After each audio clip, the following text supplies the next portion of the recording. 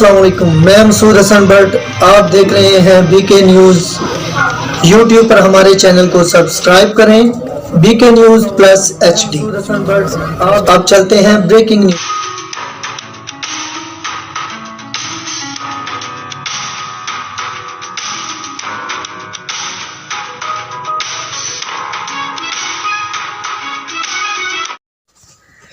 खबर शामिल करते हैं सिंध नशर फरोज से।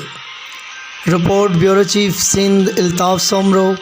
टाउन कमेटी नशर फरोज़ों के टाउन ऑफिसर असदुल्ला सोमरो की सुपरिटेंडेंट अली असगर चना और मोहम्मद अली मेमन के साथ शहर का विज़िट।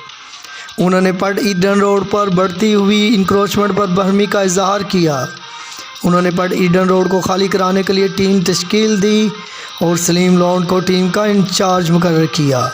असदुल्ला सोमरो ने मीडिया से बात करते हुए कहा, इंक्रोचमेंट को फौरी ख़त्म किया जाए। इंक्रोचमेंट को किसी हाल में बर्दाश्त नहीं किया जाएगा।